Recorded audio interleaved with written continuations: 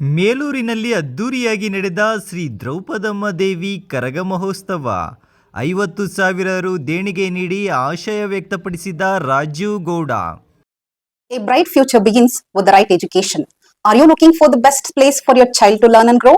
Welcome to a school where learning is joyful, creativity is encouraged, and every child is valued. At our school, learning is joyful, meaningful, and inspiring. We focus on academics, creativity, discipline, and overall development.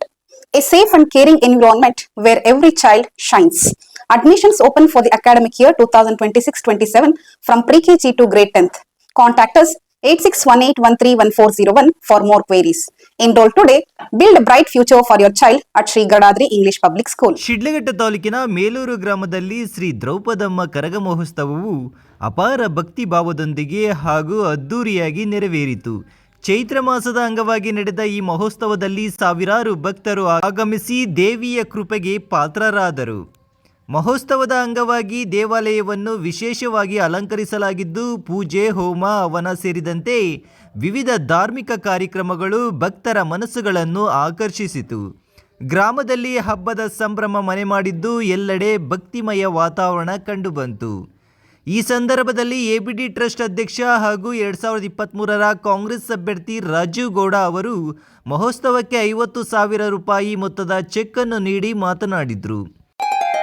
Great India electronics ವತಿಯಿಂದ ನಮ್ಮ ಎಲ್ಲಾ ಗ್ರಾಹಕರಿಗೆ ಶುಭಾಶಯಗಳು. ನಮ್ಮಲ್ಲಿ ಎಲ್ಲಾ ಬಗೆಯ electronics ಮತ್ತು ಗೃಹ ಬಳಕೆಯ ವಸ್ತುಗಳ ಮೇಲೆ ಆಕರ್ಷಕ ಫಿನಾನ್ಸ್ ಸೌಲಭ್ಯದೊಂದಿಗೆ ಭಾರಿ ಡಿಸ್ಕೌಂಟ್ ನೀಡಲಾಗುತ್ತಿದೆ. ನಿಮ್ಮ ಮನೆಯನ್ನು ಮತ್ತಷ್ಟು ಸುಂದರಗೊಳಿಸಲು ನಗರದಲ್ಲಿ ನಂಬರ್ 1 ಶೋರೂಮ್ ಆದ ಗ್ರೇಟ್ ಇಂಡಿಯಾ ಎಲೆಕ್ಟ್ರಾನಿಕ್ಸ್ಗೆ ಇಂದೇ ಭೇಟಿ ಕೊಡಿ. ಗುಣಮಟ್ಟದ ವಸ್ತುಗಳು, ಉತ್ತಮ ಸೇವೆ, ರಿಯಾಯಿತಿ ದರಗಳು. ಇಂದೇ ಭೇಟಿ ಕೊಡಿ. ಗ್ರೇಟ್ ಇಂಡಿಯಾ ಎಲೆಕ್ಟ್ರಾನಿಕ್ಸ್, ಅಮೀರ್ ಬಾಬಾ ದರ್ಗಾ ಹತ್ತಿರ, ದಿಬ್ಬೂರ್ಹಳ್ಳಿ ರಸ್ತೆ, ಶಿಡ್ಲಘಟ್ಟ. ಕರೆ ಮಾಡಿ 8861043315.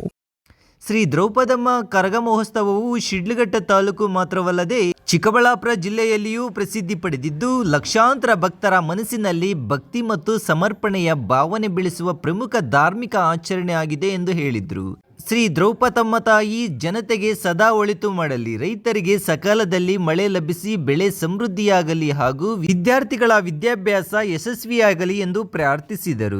ಇನ್ನು ಈ ಸಂದರ್ಭದಲ್ಲಿ ಮೇಲೂರು ಗ್ರಾಮ ಪಂಚಾಯಿತಿ ಮಾಜಿ ಅಧ್ಯಕ್ಷ ಕೆ ಮಂಜುನಾಥ್, ಧನುಷ್, ಅಪ್ಪೇಗೌಡನಹಳ್ಳಿ ಮಂಜುನಾಥ್, ಹಿರೇಬಲ್ಲ ಕೃಷ್ಣಪ್ಪ, ಮುತ್ತೂರು ವೆಂಕಟೇಶ್, ಗುಡಿಹಳ್ಳಿ ನರೇಂದ್ರ, ತೊಟ್ಲಗಾನಹಳ್ಳಿ ಮನುಗೌಡ, ಮುನೇಗೌಡ, ಮೂರ್ತಿ ಸೇರಿದಂತೆ ಅನೇಕರು ಹಾಜರಿದ್ದು ಕರಗ ಮಹೋತ್ಸವಕ್ಕೆ ಸಾಕ್ಷಿಯಾದರು.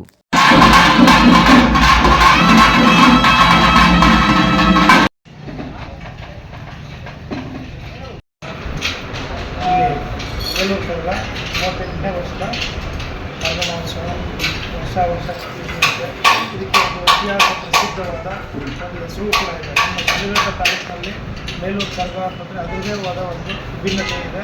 ಅದಕ್ಕೆ ಒಂದು ಶ್ರದ್ಧಾ ಭಕ್ತಿಯಿಂದ ಬನ್ನಿಕುಲ ಕ್ಷತ್ರಿಯ ಕುಟುಂಬ ಏನಿದೆ ಕಂಪ್ಲೀಟಾಗಿ ಆ ಒಂದು ಕರಗ ಮಹೋತ್ಸವ ಅಂತಂದರೆ ಸುಮಾರು ಅದಕ್ಕೆ ಬೀಳಿಗಾರರು ಎಲ್ಲರೂ ಕೂಡ ತಿಂಗಳಾನುಗಟ್ಟಲೆ ಅದಕ್ಕೆ ಏನು ಶ್ರದ್ಧೆಯಿಂದ ಭಕ್ತಿಯಿಂದ ಏನು ಅದಕ್ಕೆ ಯಾವ ರೀತಿ ಒಂದು ಪದ್ಧತಿಯಲ್ಲಿ ಹೋಗಬೇಕು ಆ ಪದ್ಧತಿಯ ಮುಖಾಂತರ ಆಚರಣೆ ಮಾಡ್ಕೊಂಡು ಇವತ್ತು ಕರಗ ಮಹೋತ್ಸವನ ಭಾಳ ಸಂಭ್ರಮ ಸಡಗರದಿಂದ ಪ್ರತಿಯೊಂದು ಮನೆಯಲ್ಲೂ ಕೂಡ ಹಬ್ಬದ ವಾತಾವರಣ, ಈ ಒಂದು ಸಂಭ್ರಮಾಚರಣೆ ಎಲ್ಲರೂ ಕೂಡ ಆಚರಣೆ ಮಾಡ್ತಾರೆ.